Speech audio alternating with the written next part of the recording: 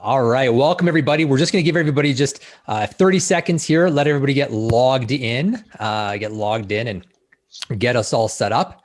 So I'm here right now. Well, welcome, first of all, I guess, to our session on turning followers into clients. And we have just the most amazing panel of people from all across Canada. My name is Lindsay Smith with CIR Realty. I am one of the owners here at CIR, and we're a brokerage based in Alberta, and we have some expansion plans happening. More news on that soon.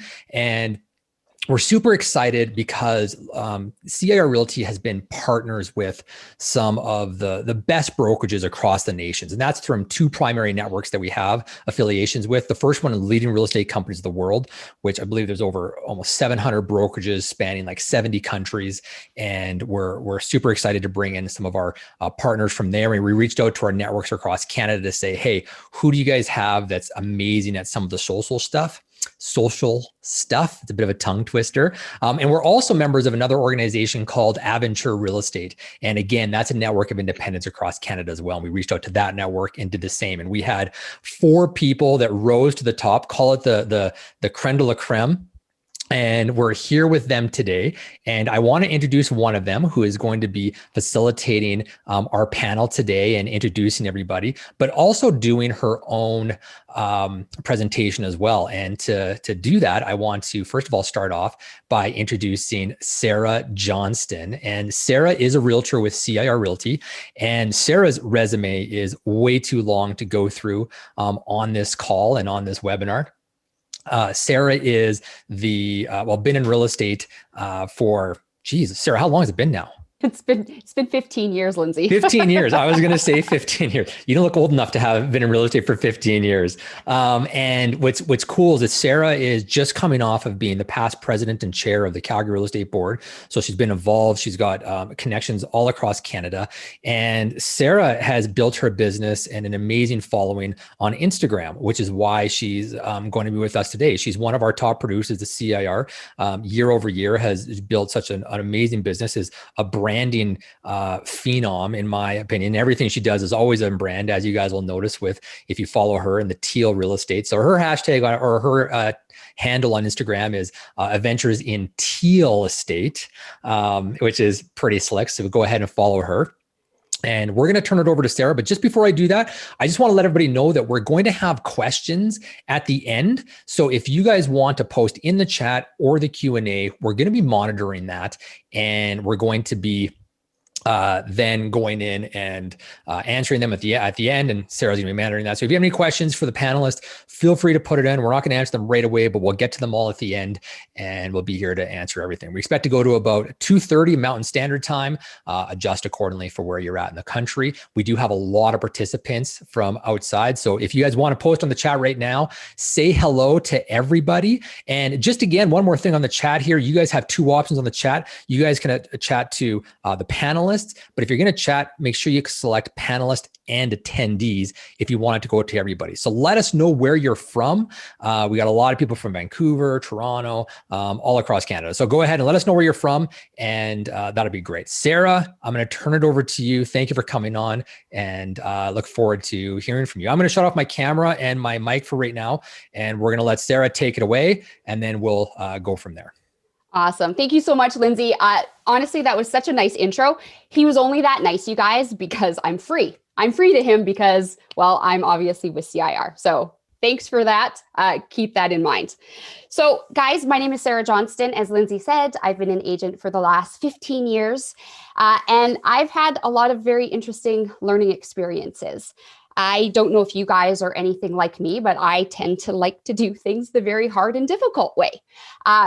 Which is terrible for me, but great for you guys, because I have absolutely learned a whole bunch of things in the last 15 years. And I think Lindsay kind of hit the nail on the head there, that what I'm known for, yes, is a color, and I'll get around to why brand matters and what that even means. But more so, I'm really kind of about that free, authentic, branded content.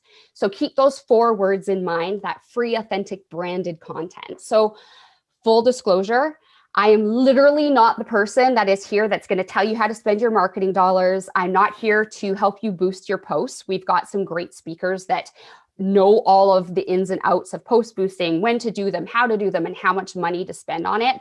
That's really not what I'm about. But what I am here to do is to really help you get your IG or your social media off the ground in a way that's literally 100% reflective of who you are, where you are in your life, and what you stand for. Okay, so coming back to that authentic kind of indicator is absolutely important. So why is this important? Well, your personality really has to be able to shine through on the social media. Authenticity, sorry guys, my phone's going off here. Authenticity really has a direct correlation to trust. So trust obviously is going to get you further ahead in any industry, more so than just kind of simply following the trends. So here's a little story, and I'm really all about the stories. Once upon a time, back in 2015, our market in Calgary is very cyclical. In fact, we either are in a boom phase or a bust phase. There's very little in between phase. So back in 2015, we were actually going in between a boom, and we could see the writing on the wall that a bust was coming our way. Now, I know that right now the market is busy in 98% of North America, maybe even 99%, and people are just going crazy wanting to buy properties. But I will caution everybody here that if you do not build your foundation up and build it up very, very strongly, you're going to find that when the market does change, because there's one thing I know, the market will always change, that you don't actually have a lot to stand on. So getting back to that story time, back in 2015, we all remember what happened, hopefully in 2008 and 9 when the market crashed. We had a big recession, housing prices just absolutely collapsed. Well, I was in business at the time, and I absolutely remember it very, very vividly. Come around to 2015, our market had picked up again, and it was actually doing really well. And at the time, I became a little bit more interested in social media. Now, social media had always been around, but you'll remember at the time that that's when us oldies kind of got into the Instagram a little bit more. And I thought that I'd have fun playing around with that. So in the summer of 2015, I set up my business Instagram account. And I did what every agent does. So we get online and we're saying, I'm a professional, I'm an agent, I'm going to post things that are professional. And I want to show people how amazing I am as a realtor. So I'm going to post pictures of houses. I'm going to post amazing quotes and sayings, and I'm going to be the adamant professional. Well, that's great. I don't know that that necessarily works for everybody, because let's be honest, at the end of the day, how authentic kind of is that to who and what you are? And that's wonderful to be professional, but in doing that, sometimes you're really just scrubbing out who you are and what makes you you, and where the gist is of what makes you different from all of the other competition and all of the other people out there. So 2015, October rolls around. So keep in mind, by this time, I had only had my business account for 3 or 4 months, and I had posted, the obligatory pictures of a photo of the front seat of my car with paper everywhere. And I'm sitting in my car eating lunch, and I'm trying to be like, hey, this is me. October rolls around, and I like to call it the thing. So essentially, I just knew something was coming, and it just felt like this big cloud was coming. October 15th of 2015, I actually came home. It was a Friday afternoon, and I came home from work, and I had 3 deals collapse that day. And I thought to myself, oh my gosh, you guys, 3 deals collapsed. I know we're heading back into a recession. And I literally cannot go through what I went through in the last recession. I couldn't do it. This business is exhausting. We're expected to be all things to all people at all times. And I just knew 3 deals collapsed in one day. I didn't have a lot on my plate. And I came home from work, and I just sat there, and I just kind of started to mope in my misery. Now, obviously, being a realtor, I opened a bottle of wine as well. Very classy like. I started drinking from the bottle of wine. And I knew at that moment that I had a decision to make. And don't worry, this has everything to do with social media, but I had a decision to make. that I either had to pick myself up and dust myself off immediately, or those thoughts and feelings that I had at that moment were going to stick with me indefinitely. And at that point, I had been in the business for 10 years already, and I was seriously considering giving it up. That's it. This is exhausting. I can't do it anymore. I know what's coming, and the cycles are just far, far too much. So luckily for me, I was listening to some music. Billie Jean came on. Who doesn't like a good Michael Jackson song? And I thought, forget it. I'm going to get out of this, and I'm going to get out of it immediately. So I stood up and I just started dancing around with my dog, who was barking quite loudly at me. At the time, I was living in a condo downtown, and I had a bit of an open door policy. I knew everybody on the floor that lived on the same floor as me. And one of my girlfriends actually heard the dog barking and heard me kind of singing along terribly to this music. So she opened the door. She walked in and she just said, Sarah, like, what is going on here? And I told her the story, but I was dancing around and just having a good time. And she took a video of that.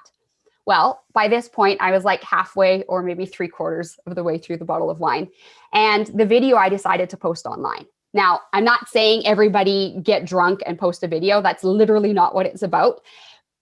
But what did happen out of that is I realized, posted the video, I went back onto the app like 15 minutes later, because I was like, oh my gosh, this is not professional. This is not how I want to represent myself. This is not the post that people expect to see from an agent. So I went on to take it down and just thought, I can't let people see that side of me. I'm basically having a meltdown.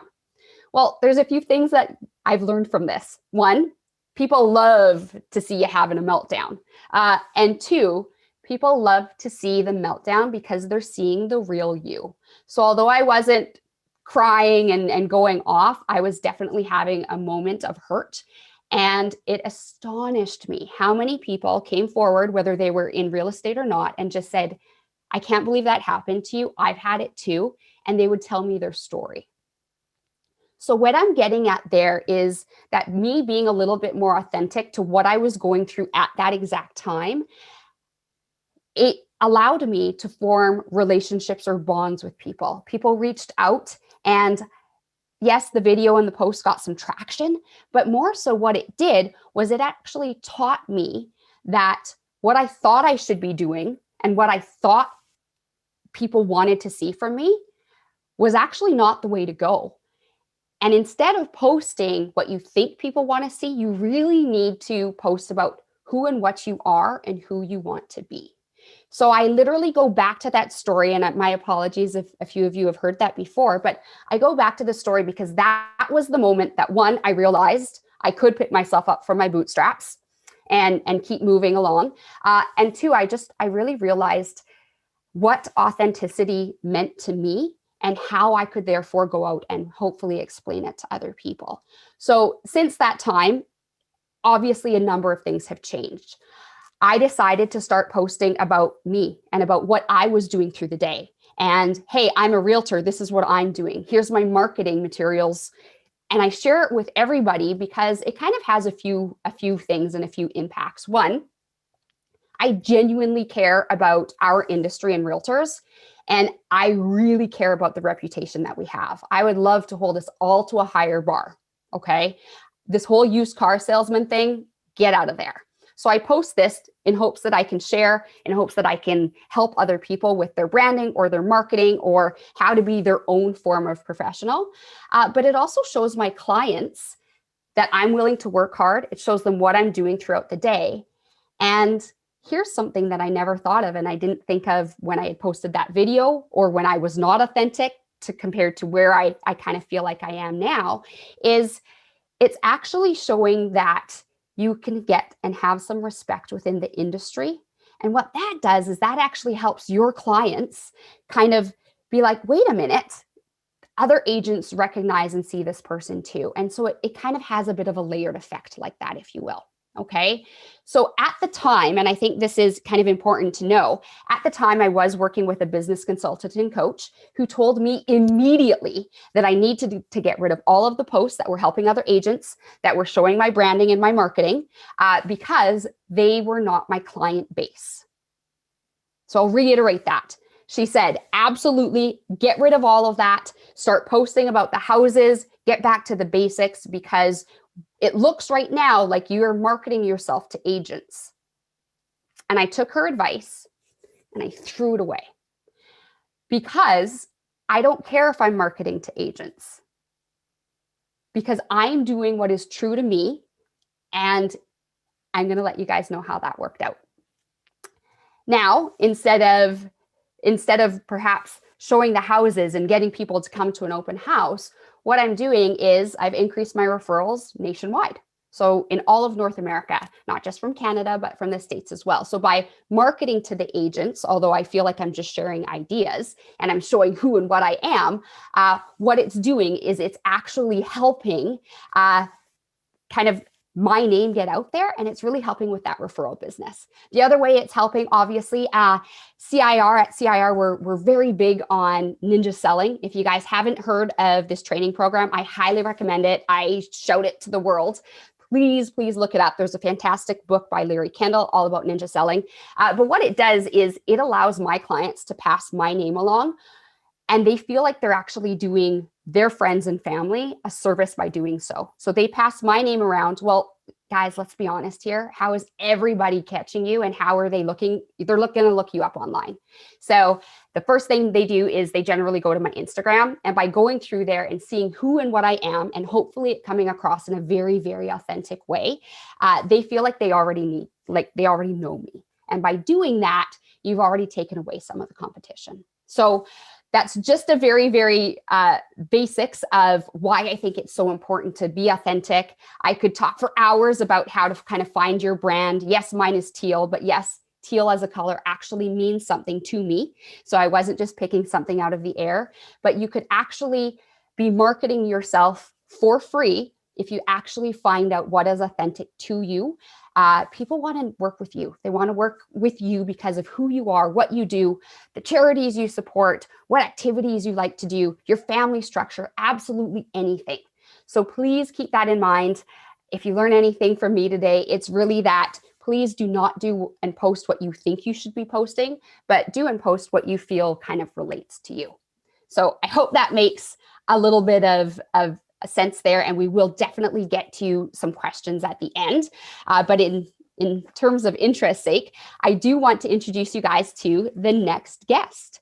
Now, next up, we have David Fleming. So David, if you don't mind putting your video on and turning on your mic. So Dave's all about blogs. And I was talking to him a little bit before this. And David, I mean, I remember back in like 2012 and 13 and 14, blogs were the big thing. Everybody thought that they should learn to write a blog. I tried it, and I think I made it a month and a half. I had a total of 1.5 blog posts out there, realized I was complete crap at it, and didn't pick it up since then. But even in today's world, you're finding that having a blog and keeping that up has actually been extremely beneficial for you. So David Fleming is a broker with Bosley, Toronto Realty Group. David, welcome. Please give us a little intro, and we can get into your blogs. Sure. I mean, there's a couple things that you had said that I wanted to pick up on before I forget. You talked about authenticity. You talked about being yourself. You also talked about how often to post. So before I get into sort of the where I started and how I started, I'll say this. For those that farm an area, you hear about, and maybe Adam can speak to this later, but you hear about farming an area, there's mistakes people make.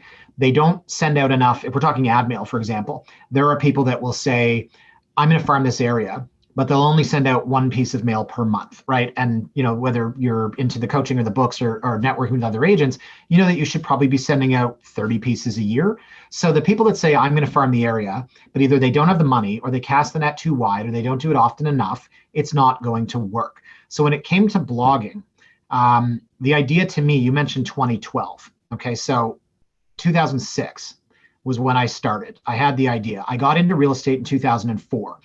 And I got into real estate in 2004 when there were no 24-year-olds. I was 24. I worked for a young company, but everyone was in their 50s, 60s. I was a child. The average home price was less than a third than it is now. And, you know, I tried to do the things that people did back then. I tried to door knock. I hated it. I did open houses. I didn't like it. I tried to join networking groups and different clubs. And so, you know, part of it was just saying like, I've got to do something different. But I'm a cynic by nature. I learned pretty quickly what I don't like about real estate. First of all, it's sales. And I get that. But there are two sides to every coin. And in real estate, agents kept flipping the coin and landing on the same side, which is, this is a great property. This is a great property. That's all I ever heard. And I thought, well, what if we told our clients why it's not a great property? No one did that. No one did that. No one ever said, I don't like this building or I don't like this area. And I just didn't understand it. And so I felt that I'm 40 now. Okay, so we were all young once. But when I was 24, I thought, this industry is ridiculous. It needs an injection of life. It's filled with people that work part-time. They feel so inconvenienced to have to get in their Jaguar and drive out to show a property to make 50 grand. And I just thought it needs an influx of life and some cynicism, some honesty, some transparency. So I was not doing well in 2006, which was my second year in real estate. And I said, like, it's all or nothing now. So I took a cue from George Costanza from Seinfeld, who said in an episode, I'm going to do the opposite of everything I think. And I just said, I have absolutely nothing to lose. So I had the idea for Toronto Realty blog in 2006. No one really knew what a blog was. Blogs were somewhat underground. And I thought, I'm going to just openly start writing stuff. And I would write, you know, here's why I would never want to live in Lawrence Park. And people were like, I can't believe this guy just wrote this, right? And I had a feature called Listing of the Week, where I would either say great things about a listing or absolutely pan it. Now, there are certain rules in real estate. You can't advertise a competitor's listing. You can't disparage a competitor's listing. So, you know, little me at 26 years old, I didn't know that I couldn't take photos from MLS of a property for sale and say, it looks like the Golden Girls lived here and subsequently died here, which was what I had written about one property when my first RICO complaint came in. So how much trouble did you get in for that, David? How much trouble? Not really. I just, to be honest, I wrote a bunch of tech stuff. You know, like, who's at RICO reading this? And I was like, well, you know, I've got the 1.21 gigawatts and my flux capacitor was not fluxing and the computer went up in space. And they just thought, like, I don't know anything about the internet. So this kid's probably right. It was a mistake and it was an accident. So obviously there's a learning curve involved. And I realized after a while, okay, you can't talk about active listings. I get it. So the idea behind it was that I want to be authentic and I want to write what I think and what I feel. And you know, you talk about how often to write and you talk about, you know, who your audience is and being authentic. I started in June of 2007 and I blogged 3 times a week. 4, Monday, Tuesday, Wednesday, and Friday. Now, when I met with the guy that I found on Craigslist and paid $500 to start my blog. That sounds really bad, you know. Yes. Just saying, the guy that you, $500, okay, from Craigslist. Go on Craigslist. Please, no, we please were doing go on, David. We were doing other things, obviously, but on the side, he was helping with the blog.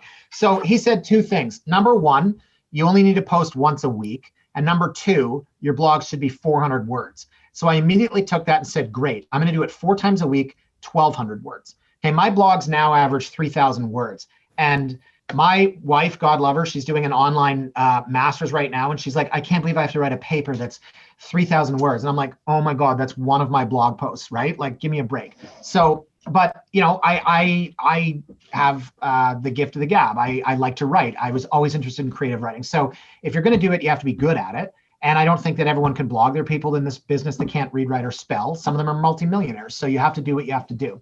But bottom line, I started by doing 4 blogs a week. And I wrote for a year to nobody because nobody read it. Why would anyone read it, right? No one, if the internet doesn't know you exist, it's 2007. So I got my first comment like 6 months in and I was like, holy crap, someone other than my mother is reading my blog. The first time I ever heard from somebody, I was doing an open house at 205 Frederick Street in Toronto. Someone walked in and they said, oh, I read your blog. And I thought, why? Are you kidding? You read my blog? It was just crazy to me. And that was like a year in. And so I would say that probably it took 3 years until people were routinely reading and contacting me. So that was perseverance. 3 years. Now I used to write 4 times a week. So you're thinking 200 posts a year. And I said to myself, I will never stop. I will never mail it in. I don't take a day off. And this is the conversation I was having with one of the guys on my team. I was like, you have to do your video. You have to, as he's like, I'm too busy. I've got clients. They're more important. And I said, I start here with 3 blogs a week of 2,500 words, and then everything else comes. Monday, Wednesday, Friday, I write my blogs. Thursday, I do my pick 5 video. I will always do it. I never stop doing it, and it is routine. And as long as I do that, I will have clients, and I will have a team, and I will sell real estate. So here we are in 2021. Every day I get an email that says, hi, David, my name is so-and-so. I've been reading your blog for this many years. My partner and I are interested in buying this. I don't interview, okay? If somebody says I'm interviewing agents, I'm not interested, okay? I don't interview, or I'll say I interview you. That's how it works. And it's not out of being cocky, although sometimes I think they like that. I don't want to, I don't need to, I don't have to. People come to me and they say, will you consider working with me? And so that's where my business comes from. If they've been reading my blog for years, I've already brainwashed them. So they already believe in everything that I think. They understand the market. And the truth is, the stuff that I write and the comments that are on it, it's high level stuff. The mudflinging that happens, like you go to the Toronto Star comment section, there are a bunch of dummies that are just saying things that don't make sense. The people that comment on my blog are so smart and so sharp that other readers are afraid of commenting because they think if they say something, the other readers will pick it apart, and they will. These people are adding so much content to my blogs, and I'm forever indebted to the readers. I have a very loyal following. But if I write something, yesterday I did this whole blog. It took me 3 hours to write about stats. It's high level. No one else does that in Toronto. John Passalis does it. And I forget the gentleman's name. I'm drawing a blank. Scott. It's okay. I'm forgetting the name. But my readers will come on and they'll say, well, if you look at the average GDP, blah, blah, blah, over the course of the last 50 years, they are creating content. So I think what I've learned is that blogging is not for everyone. And I tried everything. I did door knocking. I hated it. I did open houses. I hate open houses. You know why? Because I hate the public. They're stupid. They can't afford this house. And they come in and they say things like, are you doing a bidding war? And you're like, first of all, we don't do a bidding war. That's the incorrect vernacular. Second of all, it's called the market. And then they'll be like, well, I'm not interested. And you're like, no, but you are. You're just jaded. And you're stupid, and I don't like you, so I'm not doing open houses. Now my phone's blowing up. People are like, I can't believe you're saying this. But I'm not good at open houses. I'm not good at door knocking. I don't like flyering. What are you good at? What's your thing? Right. So it's finding what you can be what can be authentic to you. So David, sorry to interrupt there, but when you first started, because I mean, you're really looking at a long-term plan to get those loyal followers, right? That's essentially what you've described with the blogosphere. When you first started, and I mean, 3 years is a long time to put so much blood, sweat, and tears into something and to finally really start seeing those returns. When you started out, how many, I'm assuming that you had some sort of a counter or a tracker on the blogs. So I'm just wondering how the number, your readership has grown from the beginning, then say to the 3 years in, and then perhaps to even where you are now. Well, in 2007, Google Analytics didn't exist. So I didn't know who was reading. Probably your mom, right? Yeah, my mom basically, right? Okay. And she still posts occasionally under Moonbeam. So I don't know how many people were reading, but I just decided I'm going to continue to do this because what else am I going to do, right? I still did open houses, and I still wasted my money on flyers, and I still did everything else. But I was a single guy living downtown, and I was like, I'm going to commit myself to this. I'm going to work 80 hours a week because that's what real estate agents do in order to be successful. And if I'm at home at night and I could, watch a 3-hour hockey game, or I could write a blog post for 3 hours, which one's going to set me up for the rest of my life? Okay, amazing. So that's the attitude that I took. But a lot of my friends, I had friend of mine's an investment banker, is working 120 hours a week. I'm a bum. I'm a real estate agent. Why can't I do the 80 hours that I need to do in order to get this thing off the ground? So it was a decision right off the bat. You either do this full bore or not at all, because there is no not at all. And I'm sorry to the people that are watching, but there are people that on their website, which by the way, no one goes to because everyone goes to realtor.ca they go to House Sigma because anything by CREA or TREB sucks. So they go to House Sigma. Well, it's true. They go to House Sigma. Keep going, David. They go to House Sigma, which is what everyone uses, and that's where they look for listings. So they don't go to johnsmith.ca to look for listings, because why would anyone do that? Google doesn't know it exists. And then you have your little thing that says blog, and then someone clicks on it, and then the blog they're looking at is from June of last year. And it's poorly written, and it's misspelled and has broken links. And then you scroll down, and under that, there's one from February of that year. And that's when they stop and they go, this person doesn't write blogs. It's all or nothing. Amazing. There's no point in doing it if you're not going to fully commit to it. Thank you so much, David. So we're going to get back to you because I literally have so many questions for you. But what we're going to do is we're going to go through, obviously Ryan and then Adam, and everybody keep those questions coming because we are absolutely going to have a huge Q&A period at the very end. So David, thank you so much for that. And Ryan, if you don't mind putting your video on and unmuting your mic. So next up, you guys, we have Ryan Sidhu. So Ryan is an agent from South Surrey and White Rock. With Team McKnight. So he's got 2 partners on the team, and then they've got some associates as well, if I'm correct in saying that. Now, Ryan is doing some pretty amazing things out there, definitely talking a lot about the social media stories and videos with IG. He's essentially doing all of the things that I get people up to the point of doing. And then, I mean, you guys are boosting your posts, you're getting a lot of people in there. But the really cool one also is that you guys are really working in the Wechat world as well. So Ryan, why don't you take a few moments to introduce yourself and we can have a chat about your social media. Sure. So I'm Ryan Sidhu and I live in South Surrey and White Rock. So that's in BC. And I work with Louise McKnight and Leslie Zhao, and we're Team McKnight. And we do a fair amount of real estate. We do about 130 to 150 million every year in sales. Amazing. It keeps us pretty busy. We're pretty fortunate. And with regards to real estate, I've been doing it now for about 5 years, and my team's been doing it for about 12 years. So pretty experienced at that portion. So that's all good. Amazing. So Ryan, when we were talking a little bit before, so your team is really into the social media, you're doing videos. What type of videos do you find kind of get the most exposure? So what we do is when we have, for example, a new listing coming up, we'll actually go on the day of photos and we'll post a couple of preview photos of the listing as well. We'll do it as Instagram video posts on our story. And sometimes we'll do, if it's a nicer photography that we have done, so then we'll post it on the actual wall of our Instagram page. And we find that's useful because right away that'll get our followers to start messaging us, sending us direct messages and emails about the properties. We actually sold 2 properties about a month ago like that as well, just from preview marketing. So that was pretty impressive. And then once we get the actual photography done and videography done, then we post that information onto our Instagram. And that's just to maximize the exposure. We have about 17,500 followers on Team McKnight's Instagram. So pretty big following. And it was pretty cool. We were actually named the #1 team for social media marketing in Canada. So wow. Yeah. And how do you find that you're getting most of those followers then?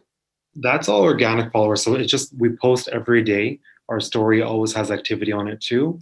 And it's kind of word of mouth. People recognize us. They'll follow our Instagram. During showings, people ask about our social media too. So it's pretty cool.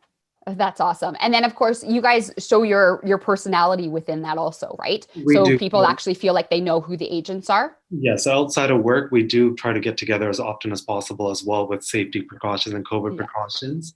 But if we do go for a dinner, we'll post pictures of ourselves and we do show a bit of our social life as well. And what I do with my own Instagram, because the team is one thing, and then I have my own personal Instagram, I post more of my social life on there. And it's kind of interesting because we got a big developer and we're representing 25 units. And the units start from 1.5 million and they go up to about $4 million in White Rock.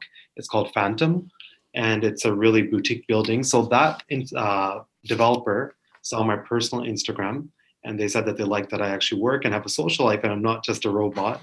And I said, no, of course it's not to me. And that's how they reached out to me through my personal Instagram. Isn't that amazing how that happens though? Because it's actually about showing who and what you are that helps develop those relationships. Because let's keep in mind, everybody, real estate and what we do is 100% about relationships. So without seeing kind of both sides of the coin, it's really hard just to strictly stay, this is who and what we are. So, I mean, that shows exactly how and why that's working. Mm-hmm. Now, Ryan, if you don't mind just chatting, because I know next to nothing about Wechat. And I know that you guys use it extensively. I also know that it is, I believe it is it's the top social media network in the entire world used in Asia. Yeah, so Wechat is huge. So my partner, Leslie, he's Chinese and speaks fluent Mandarin. So in South Surrey and White Rock in the Vancouver area, there's a really large Chinese buyer pool and also a lot of Chinese sellers. So what Leslie does is she has different groups of Chinese agents and it ranges from 10 agents up to 500 agents, and they're all local and top producing realtors. So we post all of our information and all of our listings in these separate real estate groups. And these realtors will contact us directly and just book showings on our properties, which is awesome. And with regards to Wechat, what we do is we have a Chinese assistant. She translates our entire listing information into Mandarin, and it gives all the key highlights. It gives the location, schools, which is really important, and all the photography and videography. And then we go and we put that into these different Wechat groups, and it just goes viral from there. And just to give you an example of how effective Wechat marketing is, on a typical new listing, we'll probably get about 80 views on Paragon, which is our MLS system on the first day. Yeah. And on Wechat, we usually get about 12 to 1,500. What? And they're all legitimate buyers and all legitimate sellers. So it just gives us a lot of exposure. Wow. So Ryan, had you been using, before you got into it for business-wise, had you been using Wechat at all? Did you know much about it? Because I'm getting the sense that not a lot of people know about Wechat, what it does, how to utilize it, etc. So I actually never used Wechat before I became a realtor. And what happened is our team uses it all the time for communicating. So Wechat is kind of a combination of Instagram and WhatsApp. So you can make groups on there. So the three of us have a group and we communicate every day. And then we actually make Wechat groups with all of our clients. So for each listing, we have a Wechat group, and we'll give our clients feedback in there. We'll post all their listing information in there too. And it keeps them really on top of everything and makes them happy as well. And the big part with Wechat is it does automatic translation for you.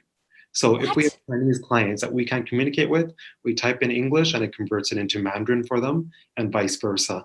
Seriously? You guys, we haven't even heard of this before, and look at what's happening. And I just pulled out some stats. There are over 1 billion monthly users on Wechat. It's huge, really, really big. So do you feel like you do get a lot of your clients, or at least it just makes it easier to converse with a lot of clients because of Wechat? I would say out of our clients, so on average, we have about 40 listings. About half of our listings come from Wechat. Half of your listings. Mm-hmm. You guys, why are we not on this? This is Canada. We are a melting pot of amazing cultures. And obviously it's something we have to get on there. So I know it's mainly for Mandarin and then obviously with English. Do you know, are there any other languages that it will help you converse in or with? It's mainly for Mandarin, and then it's mainly for Chinese users, but we use it as well. I use it and I'm Indian, so it covers all the backgrounds. So it's pretty cool. And like I was saying, it's huge locally as well because there's a lot of Chinese buyers and sellers. So we actually have listings up to $16 million that we got from Wechat. From Wechat. That is amazing. And so you've got your, and I'm trying to understand this. So you've got your Wechat group, which is your office, and then you've got your own client groups. Your own groups as well. And then also, so kind of similar to how you have a Facebook wall, there's a Wechat wall. So we post our listings, we post our social lives on there too. My partner Leslie does for us. And that lets the Chinese community see us as well, really similar to how people on Instagram see us. They see our achievements, our accepted offers, our sales, our new listings, and they see a bit of our social life as well. So it gives us a lot of exposure and a lot of really effective marketing in the local community. Wow. So just straight up, if you had to choose between Instagram or Wechat, where would you go? It kind of depends on what buyers you're trying to target. I would say it's pretty equally split. We use both the exact same amount. And Instagram is really effective. I'll give you another example of a property. So last year, we sold a brand new house in White Rock for $5.5 million from Instagram. What? So what happened was it was a beautiful property with a gourmet kitchen, all Sub-Zero Wolf appliances. And I was posting a live video of the property during a showing. And then one of the followers was actually a chef from Alberta. And she owns a lot of McDonald's in Alberta. And then she asked me to show her a bit more details on the kitchen and the appliances. So I went in, started sending her video clips of the kitchen to her direct Instagram. She actually flew down the next day, booked a flight right away, and put an offer on the house that same day. Wow. Okay. So if we learn anything today, it's literally that we need a Wechat account. Was it difficult to get and to set up? We don't need to know any secrets. No, you just download the app and go from there. Wow, that is amazing. Anything else you wanted to add on to that, Ryan? And once again, we've got some conversation going, so we'll definitely have some questions for you. But anything else you'd like to add with regards to Wechat or the marketing that you guys do? We just try to do as much as possible because the main thing with being a realtor is it's all about marketing yourself as well and creating a presence for yourself. So we do that as much as we can with charities, and we actually will post our Instagram, the charities on Instagram and WeChat as well. So we get people to donate too. So it's really big. So anything you could do, just push it as much as possible. Oh, thank you, Ryan. You've just exploded our brains and opened our minds to so many more things now. There are other apps out there. There is more social media than we possibly know. Thank you, Ryan. We're going to have some more questions for you. But up next, we have Adam, if you want to turn on your video and unmute yourself. So Adam Weiner is a team lead of a small boutique firm in Toronto. They are actually ranked the #4 sales team in Central Toronto, which, you guys, is a massive accomplishment because there are over 55,000 agents in Toronto. That is a highly saturated market. So to rise to the top, you have to be amazing at what you do. So Adam, welcome. Why don't you give yourself a little intro and we can start talking about your video and branding. Oh, hi. Thank you. Thanks for having me. Appreciate it. Yes. So we are a part of, I've been very fortunate since I started my career. You know, it's funny. I grew up in the same area where I work and focus. And Harvey Kalles was just a brand that was a very niche market. It's in a central core of Toronto, which is in mostly Forest Hill, Rosedale, Lawrence Park, which are sort of really, really lovely old neighborhoods in Toronto. And it was just a brand that, you know, to their credit, I had sort of known growing up and when I was an early adult. So when I segued into real estate, to me, it was just kind of a no-brainer because I just felt sort of a connection with the brand from the start. And we've had a great ride together. It's like a really, you know, it's a family. There's still 300-ish agents, but in the brokerage, but it's very boutiquey and sort of our reach. It's funny when we go out of the city, people are like, "What's Harvey Kalles, Harvey, whatever." No one can pronounce it properly. And they're like, "What's this?" And I'm like, "Oh, we're just these like little pictures." But you know, people got Toronto, they're like, "Holy cow!" You know, we have this beautiful sort of hold on a lot of the areas of the city. But anyway, I actually worked on another sales team for about a decade and learned the ropes. And sort of my main focus has been actually, I was always gravitated towards new construction. So I found it to be just a really intriguing area of the city where a lot of older homes are being redeveloped. A lot of older neighborhoods, which were bungalows, are now being turned into these multi-million-dollar neighborhoods. So I sort of gravitated towards that world. And sort of in doing so, that then opened me up to the resale world. And then, of course, the ball rolls. And now we've just sort of developed into our own we're kind of like a little mini brokerage within a brokerage. So we have currently 3 sales members on our team and support staff. And not to mention we have, you know, the Kalles brand and all of their awesome, you know, advertising and servicing behind us as well. Oh, amazing. Yeah. And I'm assuming that Michael Kalles has something to do with you as well. He just reiterated my fact that it is not 55,000 agents in Toronto. You guys have 60,000 agents there. So that is absolutely astonishing, almost as much as all of Canada in comparison, which is crazy. It's a very, as I'm sure I don't have to tell anyone, whoever's on this call all across Canada, it's, you know, it's a very cutthroat business and you always have to stay current. And actually it's funny, like it's sort of, you know, my attitude in business, and people always ask me, why are you doing this? Why are you doing that? My attitude with advertising and everything has sort of been like the chaos theory. I don't like keeping anything stagnant. We're always doing fairly obnoxious billboards. We're doing, you know, on Halloween, I was dressed up with fangs. At Christmas, I had antlers out of my head and a menorah, and menorah being for Jewish people. And I was dressed. Wow. People are like, what, Jewish? Are you Christian? I'm like, whichever works for you. We don't really care. You know, so we're just trying to have fun and mix it up. So you guys are known already for kind of pushing some buttons and trying to get beyond. We don't really have a model. My only model is sort of like do something with truthfully in a respectful way, of course, but gets people talking and again keeping it fresh. I just find that listen, branding is good, and so we sort of employ 2 different types of branding with our advertising, and that goes back to the social media front of things. We do like corporate sort of branding where we've been really, you know, we launched my sort of brand, the A. Associates, a couple of years ago.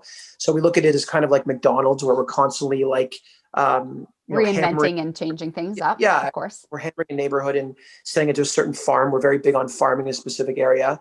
But then on top of the branding exercises, we're also doing our own fun, creative stuff on the side.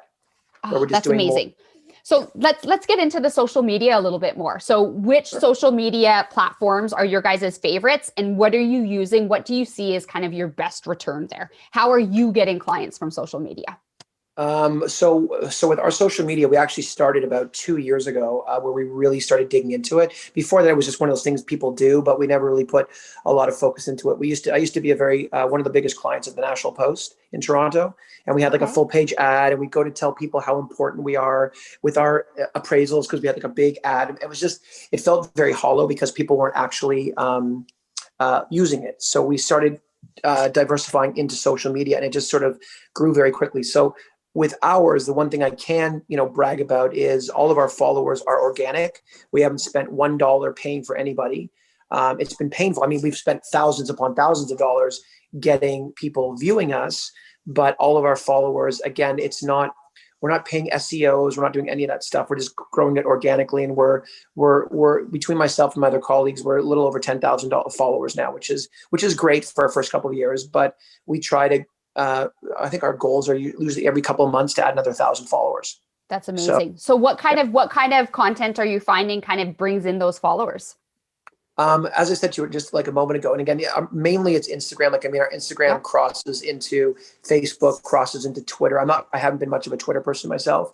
The WeChat is interesting. That previous gentleman was just talking. Ryan. Mm-hmm. Yeah, it's interesting. I really like that. I'm not well versed in it. I have clients that WeChat, I didn't even know about it. It was news to me too, because I communicate with my clients. Actually, there are some small little forums in Toronto that are on WeChat. Right. But to me, that's sort of like on the down low. I didn't realize you can use it for advertising. That's great. Yeah, it's great. So what kind of posts? Like what kind of posts are you doing, or what kind of video do you see gets the most traction? With COVID, we're doing these really cool vignettes, little movie vignettes. If you have a look at my Instagram, you'll see I'm like super extra poppy running through houses. I was lying in a bathtub last week in one of my houses where we're lying down, we're jumping around, we're having fun, trying to do some different vantage points. So that's one little avenue where we're doing little videos. Then we're doing other stuff. Like this week, we have a coloring contest for children to sort of draw some houses for us. And the winner will be on our next postcard going out next month. And then the latest thing yesterday, my wife had me dressed up as a ballerina. She wants me dancing around saying this is like focus on what you know kind of thing. Like that's going to be launched next week. Something obnoxious and funny, but the idea is just to keep it fresh. And then behind the scenes, again, we do employ a social media company to do our basic branding. So like the AW with our stock, money shots, like for example, when all of our properties are being sold or listed. So the idea is we're doing the branding, listing sold, and then the fun stuff peripherally around there. And then you had mentioned some things just with regards to neighborhood involvement. And so how are you kind of, you've got your areas that you guys obviously market to quite heavily. So what are you doing to bring in that neighborhood involvement, or to get that awareness in there and showing these things on social media just to create that connection? Well, I also have young children. So because of that, that's why we came up with the idea to do like the coloring idea with kids. We have school age children, and then we're also heavily involved in the local schools. My wife is very involved in like the parent teacher association. So we have a lot of fun fairs in Toronto in the spring. So we sponsor 3-4 schools as well for that. And we pay for, elements of it to obviously get our brand, and also to be involved in all their curriculum and stuff like that. Okay. So if you were to choose, just one last question, and then we can kind of open the floor up, questions for everybody. If you were to choose one social media platform to use, which one would you choose and why? 100% for me, Instagram, because it's more visual, and I come from a film background. So for us, I'm used to the camera, and we're very comfortable with it. So for us, we like to do a little the singing and dancing routine, so to speak, right? So we're very comfortable. It sounds like you're doing a lot of singing and dancing. It does. Yeah. Yes. That is awesome. And then do you guys end up boosting quite a few posts as well? Yes, we do. We absolutely do. Yeah, and that's case by case, where I don't make those decisions. Like the people behind me do that. We just decide. We actually track what's being viewed more. Like one of our videos last week, we had 6,000 views. Like it was a lot of people. So just to show you, but sometimes you'll get random posts which are viewed by more than others that don't really make sense. So depending on what's being done, we're doing those. We're also getting into Reels as well now. Reels are, I'm sure you're aware. Yeah, so we're just getting into that a little bit more. Those are getting big. I'm just getting familiar with Reels. It's a little bit more on the go. They're not as heavily produced, but we're starting to diversify into those as well. So you do have a few minutes left, and I've got a ton of questions for everybody, but while I've got you here, Adam, so how uncomfortable were you to begin with when all of a sudden, say you've got a video, but if you can even remember maybe one of your first videos, that was a little bit uncomfortable. So you just mentioned that you just did one and you're jumping around in a ballet suit. The visual that I have on that is outstanding, by the way. But if you think back to when you first started doing things like that, how uncomfortable or how unsure were you guys about putting that content out into the world? Because I know a lot of people kind of have that mind block, like, wait a minute, I can't do that. That's not professional. And that's not what people are expecting of me. I think as long as people have you give them a wink that they get it's a joke, then I think it's well received. And I think I'll be honest with you, I think it really trails back into confidence and knowing your product. Like, for example, when people approach me and they question me, oh, you're doing this and this. Well, it's all connected under the same theme. So it always trails back into what I know. And what I can say is that in Midtown Toronto, we know our stuff. Like, we're one of the top agents, if not the. So, I mean, we really can speak to what we bring to the table. That's right? Amazing. Okay. Yeah. And are you getting a lot of like clap back or hate from some of these things? None. No, you're Zero. Not getting any of like the angry COVID comments? No, because we're also very careful and very respectful of COVID. So when we're doing anything in terms of showings and stuff, we're very, very by the book. We don't mess around with this. We don't want to put anyone's lives in danger. It's not what we're here for. Oh, I love it. Thank you so much, Adam. Loved that chat. And I think if you have taught anybody something, it's just like, if you've got something and you've got that content, sometimes you just have to go for it. And it does sound like a lot of these things are perhaps just your personality anyways. So obviously you've mixed the two together, which is awesome. Okay. Thank you. All right. I'm going to pass the floor, I guess, back to Lindsay now. I think that we've got some questions coming in, and let's have a little bit of a roundtable. Yeah, Ryan and David as well. If you guys could throw your cameras back on. I have questions for everybody. I think, Sarah, you have a couple questions as well. We do have a question right now. If you guys have more questions, please toss it into the chat or the Q&A. Very happy to get the information out there. One question that came up is, are we recording this? And the answer is yes. And I will have it sent out to everybody who has attended, so you guys can get access to that as well, which is fantastic. Okay, so the first question that I had, and I have two questions, and it's each more for everybody in the group. The first one, and Sarah, you can kick us off here. How are you brainstorming and planning the content that you're going to post? Do you have a plan in advance? Is it off the cuff? What's that creative process look like? Absolutely. And I feel like my answer is probably going to be a little bit different to everybody else's because I'm very spur of the moment. So it literally depends what I'm doing at any exact time and moment. So I like to show what I'm doing in a day, or what type of marketing I have coming up, or the frustrations, both good and bad, that we have with our market or with our business. And so I have not been able to pre-plan these posts. Every time I try to do that, it does not come across as authentic. It just comes across as, here's a picture kind of going out there. So unfortunately for myself, and this does add a lot of time, not everybody has to do it this way, and please don't, because I kind of feel a little bit harried sometimes. It's very off the cuff for myself. Perfect. And David, to just expand this for yourself, 3,000 words off the top of your head is something. Tell us about your creative process. My one of my readers once referred to the folksy intro of my blog posts, and my mother took offense and posted something like, "We like hearing about his life."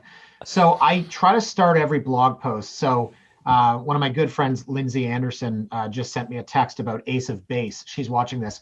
Last week, I was talking about, I need some sort of pun in the title, right? So I was talking about the sign that the condo market was turning around, and talking about I Saw the Sign, and it made me think of their song. So the first 600 words was literally about Ace of Base's album, The Sign, and I talked about being in grade 8 and buying it on a class trip. And yes, it's the folksy intro, but at the end of the day, there's got to be something that hooks people. And so I may start a blog with something. I was talking about the people that still think that it's unfair to list a house for $799 when it's going to sell for $1.2 million.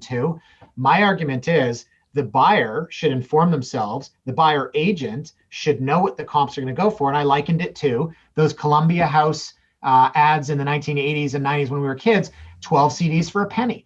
And I said, I was 11 years old. I had a reason to think I could get 12 CDs for a penny. But if you're in the Toronto market and you see a $7.99 listing and you think it's unfair that you can't get it for $7.99, you are no better than that version of me. So I try to be creative in that regard. It has to have a hook. But to be honest, every day I live in fear of, what if I don't have something to write about today? And for 14 years and 3,000, there's over 3,000 posts I've written. I always find something to write about. So a lot of what I do is stats based. Every time the Trev stats come out, I'll try to put some stats together. A lot of what I do is from the trenches. People love that. When I say, you know, I was on an offer presentation last night, I always change.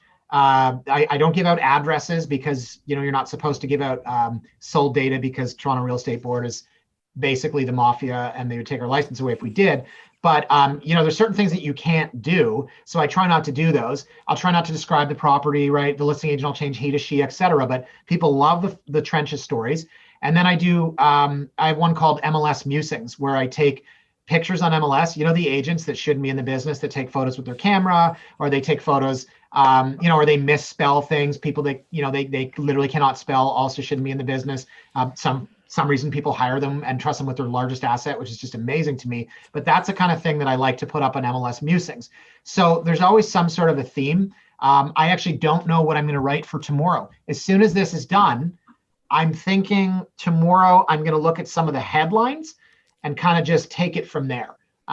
You know, people that are talking about we should have a luxury home tax in Toronto. How nice. Wouldn't that be great to just tax the rich even more? They've got endless money. Endless money. Let's have another tax on $2 million houses. Ryan might have something to say about this too. Awesome. That'll be my blog post for tomorrow. As soon as we're done here, I'm going to start writing. See, I love that you just came up with the idea now, though, right? So it's always, sometimes it is that spur of the moment.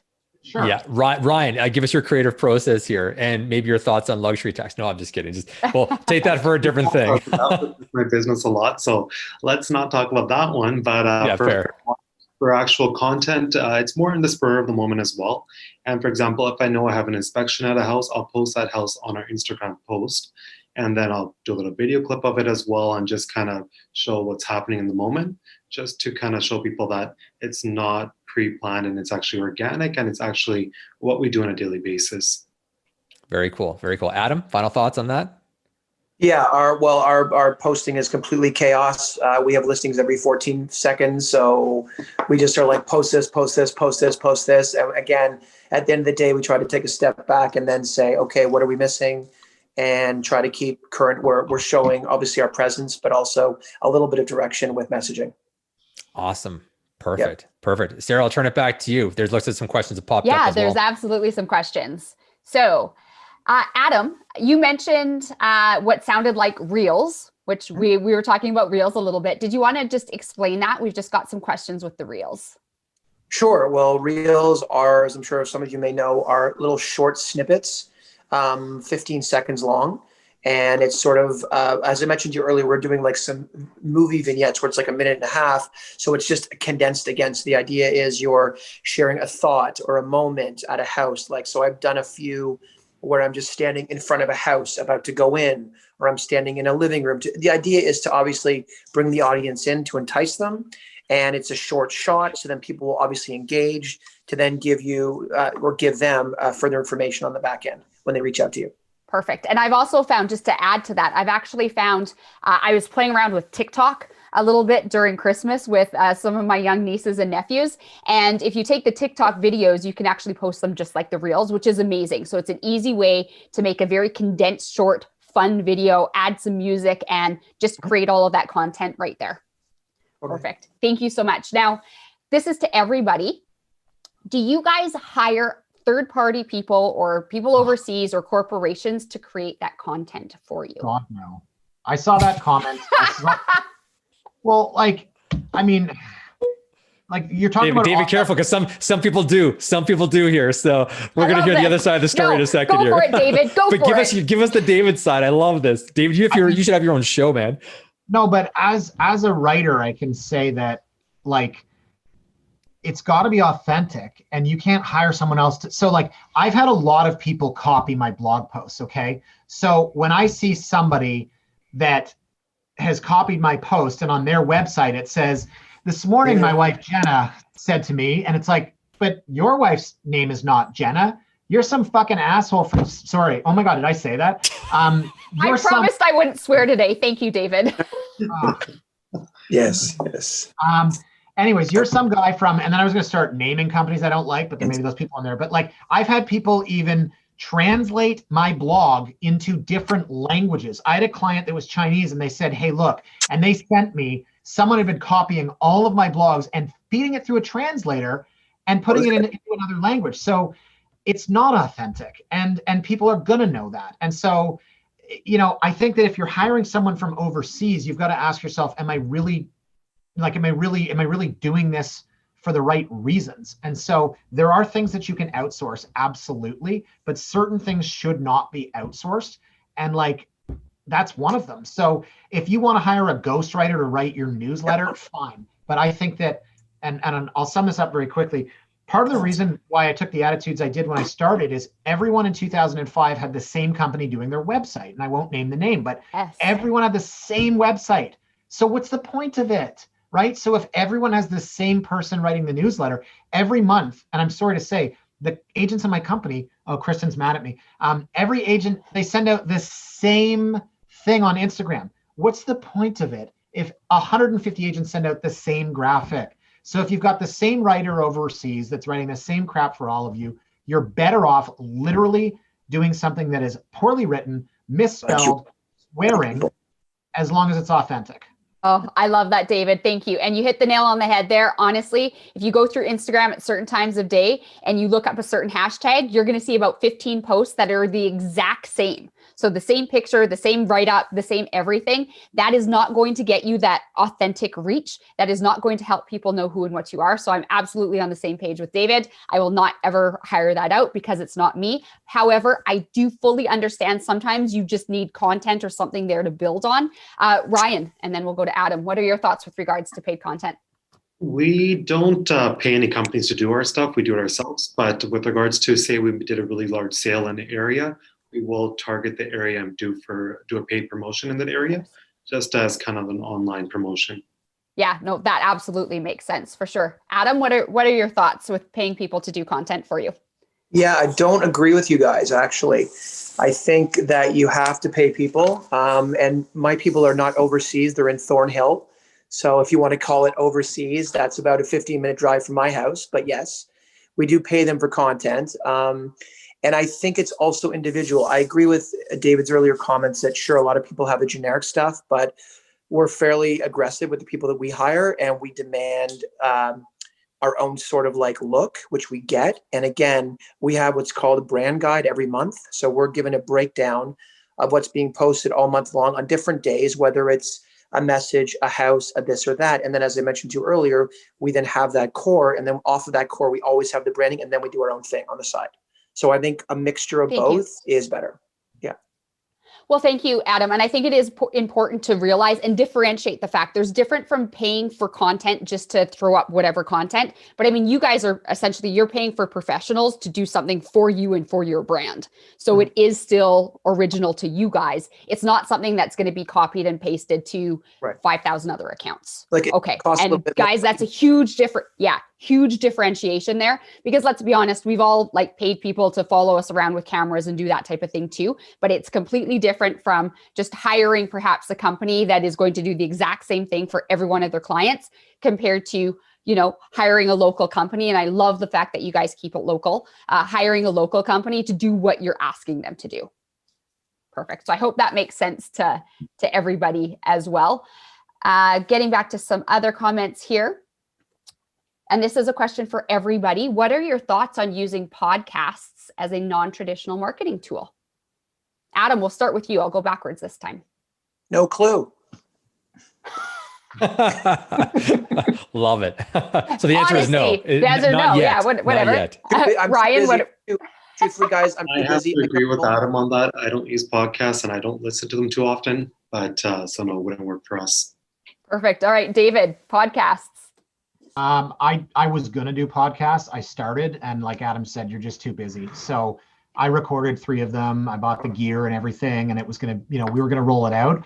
And I tried multiple times. And I just said, like, there's only a finite number of hours in a day. And so I do a weekly video that I call Pick Five. I pick 5 properties in the city of Toronto and I review them. And you have to log in so that it's a virtual office website because I say things about them, good, bad, or ugly. And obviously, in order to do that, I won't hammer on Treb again. But to me, that's sort of a podcast-ish. But I go with the video instead because I'm as crazy in those videos as some people are telling me that I am now. But again, it's very authentic. It's uncut. Which is the whole point of it, and it's real. And so I'd rather do it with the video. It's a screen share of the listings as I'm going through them. The podcast is more somebody kind of driving in a car and you're kind of half listening. Thank you. I want to. Yeah, go ahead. Sorry, Sarah, please answer the question for yourself. No worries. Well, I was just saying, I actually feel like podcasts are kind of, as David was describing the earlier years of blogging, how he kind of did it for 3 years and nothing happened. And then all of a sudden you start to realize that you're getting that traction because it is content that is going out there that you essentially own. I feel like this is something that you need to look at for long-term investment, for long-term return. So if that is something that you're really passionate about, and I hope you guys have seen from everybody that we've chatted to today, it's what they're passionate and what they're good at. That is what is actually bringing in their clients and those referrals. It's what they're good at. Now, I like podcasts. I like to listen to them. I'm not going to have my own, but I love being guests on them, because that's also just another little link you can throw on to people, you can pad your resume with, and that when people look you up online, this is the great thing with podcasts. If they're searching your name, all of these random podcasts are going to come up. And I find they come up better than some of the articles that have been written. So Lindsay, what are your thoughts? Yeah, and one thing I appreciate about this group, and there's a very good reason why I'm not the one teaching the social media class, because I am not the social media guy. Every once in a while I feel guilty. I'm like, oh, I should post something up. And then I post something up. It's like, oh, damn, I just posted up a workout thing last week. You can't do 2 workout things in a row. So anyways, I'm not the expert on it. But the thing that I love about listening to everybody is that everyone has found what they love to do, and it's different, and they've stuck to it because there's so many opportunity traps out there. And maybe Clubhouse is going to become this big thing that everyone's on Clubhouse. I just can't get into how ad hoc some of the stuff on Clubhouse is right now, and I just don't have enough time in the day. And that's a lot of things right now. So, but you do got to make time for some things. And I was just commenting about how David schedules his time. And it's the most important thing first. Writing 3,000 words, committing 3 hours is no small effort, but it's like, that's the boulder, that's majoring in majors. And that's what's going to build his business for a long period of time. And everybody else that's doing the content, you guys focus on where your sweet spots are, and then you go from there. And I think everyone needs to do that. Don't get caught up in saying, oh, TikTok is here, I need to be doing TikTok, or now I need to. It's okay to dabble, figure out what you love, and then go big on it. But to Sarah's point, you got to commit. You got to put the effort in. You can't just do one, Instagram post and think this is the end of it, and now you're the winner. That's my account. So follow me, Lindsay_CIR, and see my 2 posts every year. And that's basically it. So that's that. So I just want to, say to everybody, focus, and I love that. Do you mind if I ask another question, Sarah? No, of course not. I got lots too. Go for it. Perfect. I just want to share one that was, I answered it and then I realized I kind of took it out of the filter here. Mackenzie Styles. And I do want to just, say that every board and every governing council has different rules in regards to this. So I'm curious, I guess, what your rules allow. I know that in Alberta, where we're practicing doing giveaways and posts, everything's on behalf of the brokerage. So you have to work with the brokerage if it's going to be an incentive. And I know that some people sort of skirt the rules. So I'm not going to get anybody in trouble here for anything that's being said on this. But I'm curious. The exact question was, I would like to know about incorporating giveaways to gain followers while still abiding to our rules as a business. So, Sarah, do you want to kick us off? Yeah, absolutely. So I've dealt with this question a lot. So I personally don't feel as though the giveaways work anyways. In Alberta, we are not allowed to do the giveaways unless they do, as Lindsay said, go through your brokerage. However, in BC, I am allowed to do those things. So every board, every governing body actually has different rules surrounding this. But I do want to reiterate something to you guys. I have found, and I should actually look up some statistics from it because I get a lot of questions from agents down in the States that love to do these things. And what they do is they kind of do like those circle posts. So essentially it's follow me, then go to this page, follow this page, then you're going to be signed up to win this type thing. So the people that have done that and have spent a lot of marketing time and dollars in order to try to get the followers and the traction from that, they've actually found that their return on investment is always close to nothing. So people love to enter sweepstakes or giveaways, but they're not actually getting anything from them. They're not actually touching them in a way that is meaningful to them. So just a word of the wise there. I will caution against it just because everybody I've talked to has said, listen, we did all of this. We got, 5,000 followers essentially overnight or in a few weeks, but then they would start to trickle off. Also, because the engagement wasn't there, it actually made their overall statistics for their Instagram page, if it is a business page, it actually made the statistics look pretty bad. So my 2 cents with regards to that, make sure it's okay. Even if it is okay, it might not always be worth it for you guys. Ryan, David, Adam, do you guys have any comments with regards to giveaways? We've actually never done giveaways, so maybe that's something we'll try next. Yeah, or maybe it doesn't work, but you can do it because you're in BC. David or Adam? Yeah, I wouldn't. I don't think it's a good idea. To be honest with you, I think it's cheap. I think it cheapens our brand. I don't think it sends off the right message. Like there was an agent a few years ago that actually was notorious in our area who used to give away, was on his actual signs, free cruise ship with the sale of the house. I kid you not. He was a Remax guy. Anyway, didn't matter what brokerage he was with, but we used to laugh about it because it was just like, people would see it. It's like people would think of him as a used car salesman. Like it didn't have a good sort of, I don't think it reflects well again on us doing our jobs. Very good point. David. I totally agree. I think you have to hold yourself to a higher standard. And, like every listing I've ever had has been for 5%. I don't waver on that. And I tell people that I'm the best at what I do. The minute I start giving things away, well, now I become like a raffle.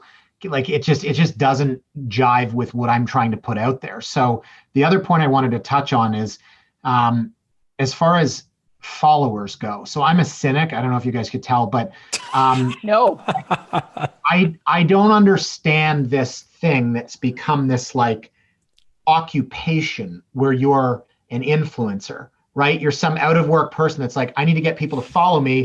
And then I'll get online and I'll be like, hey guys. And like, who are you talking to? 180 followers. And then you put up like a can of Coke and you're like, I'm just here drinking my can of Coke, and you're hoping someone will give you like 10 cents. Yeah, right. That's an occupation.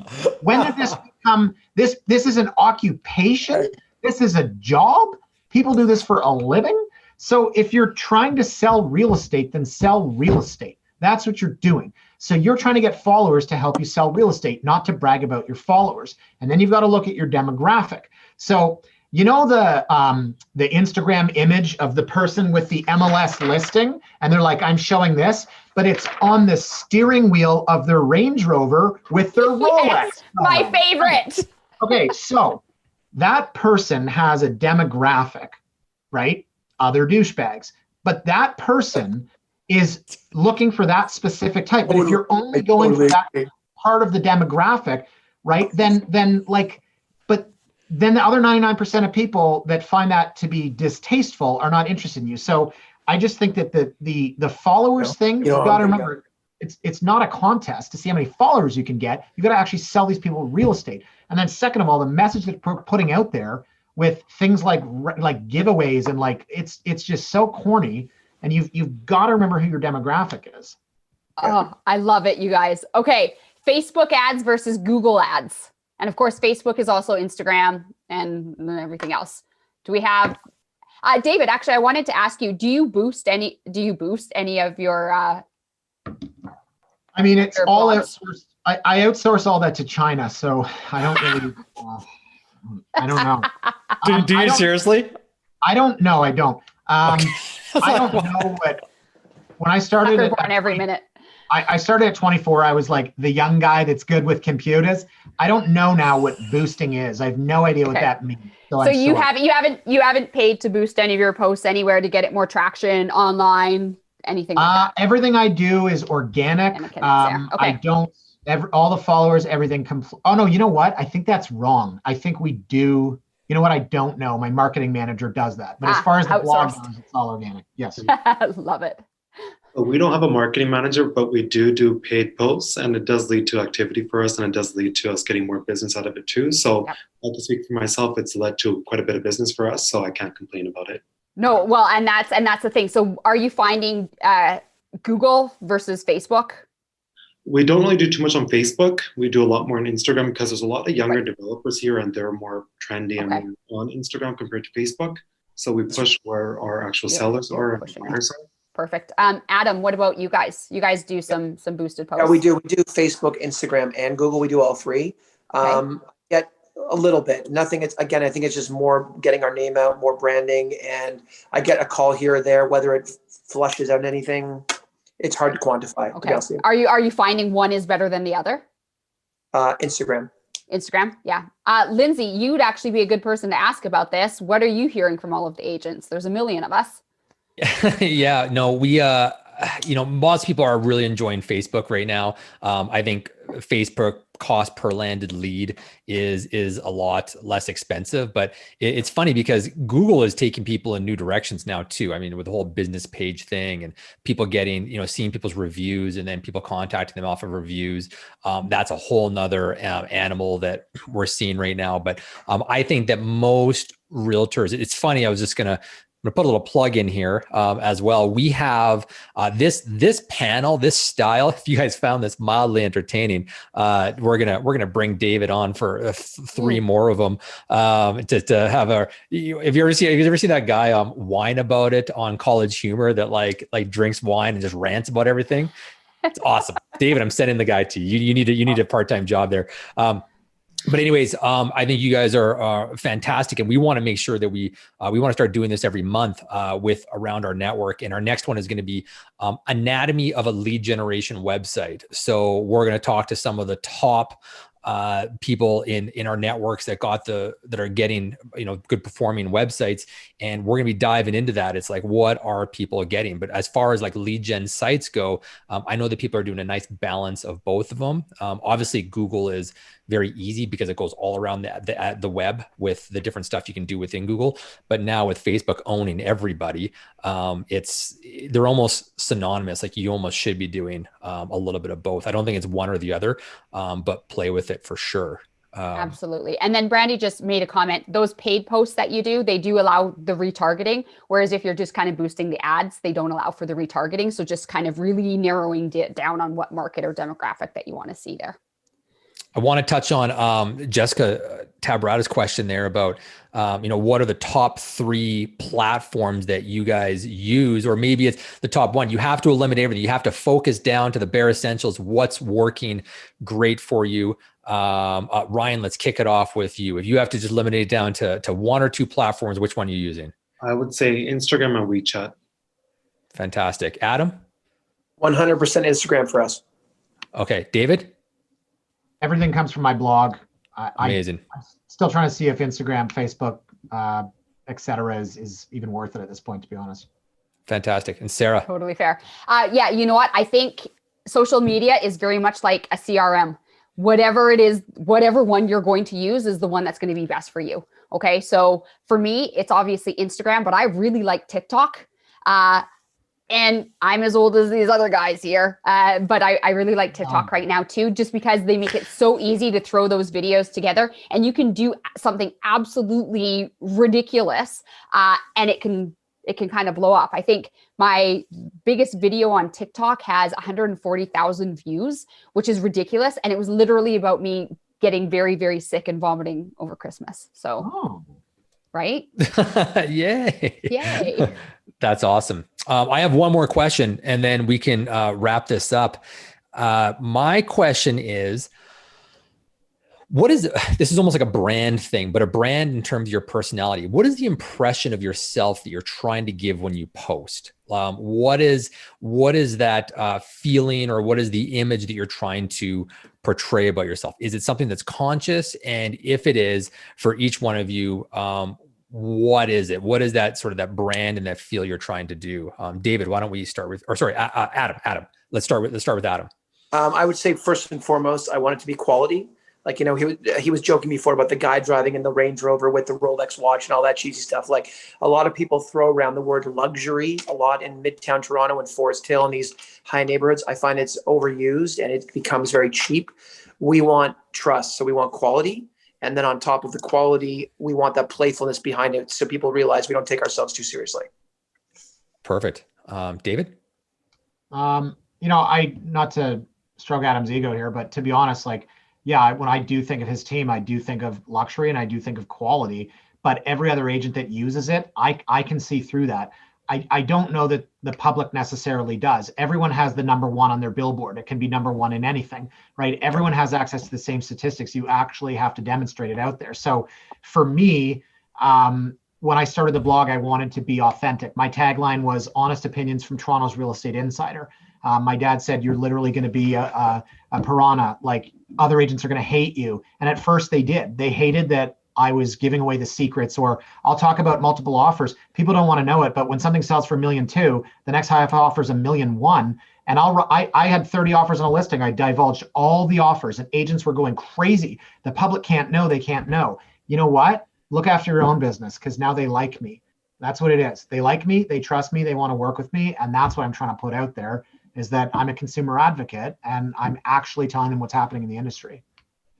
Ryan, what's Team McKnight? What are you guys putting out there to the world? What impression do you want to give? We just show our authentic selves, and we just try to show our own personalities too. We're not trying to be fake or scripted, and just show who we are. Awesome. And Sarah, you've touched on this already, but maybe close it off. Yeah, I mean, at the end of the day, the reason any of us are on social media is to show people that we are people that somebody can know, like, and trust. And at the end of the day, I just want people out there to know that I give a shit. Like, we care. Yeah, that's absolutely perfect. I want to honor everybody's time. I want to get everybody out of here on time. And Sarah, first of all, thank you so much. You did a fantastic job of moderating this panel. You know, you're very successful, and we appreciate still free. Don't worry, Lindsay, still free. Perfect. And Ryan, man, you have opened up everybody's eyes to the world of Wechat and the other possibilities there. I think we're going to have a lot more people checking that out. I want to thank you for your time, and thanks, Dan Scaro over at Macdonald Realty for putting us in touch. And David, man, you were anybody, the comments on you were rocking and rolling. People loved it. And I appreciate you bringing your authentic self and to this, because man, that's what we all need to hear. I think that's absolutely fantastic. And the fact that your commitment to the time you spend on this is admirable. And so congratulations on that. And thank you so much for joining us. And thank you to Kristen Bosley over at Bosley Real Estate for the introduction as well. And Adam, man, I went on and watched all your videos, and I started because we needed to figure out how to pronounce your last name, and we didn't want to get that one wrong. So in high school, they used to call me Weiner, so it's good now. We're good. Okay, good. That's all. That's like, hey, I have anybody with a girl's name like Lindsay. Man, I went through it. 40 years of my life, right? So I get it. Man, so Adam, man, you do, and when I looked at your stuff, your brand oozes through on that, and so I think that's awesome. And what you've done to set yourself apart from 60,000 realtors is unbelievable. And big thank you to Michael and Jeremy over at Harvey, Kalles. You guys are just doing some phenomenal stuff over there. So I am just so grateful to have this. We want to make this a regular gig. Near the end of March is when we're going to do the next one. Anyone that register for this, I'm going to send out the next panel to you guys, an anatomy and anatomy of a lead generation website.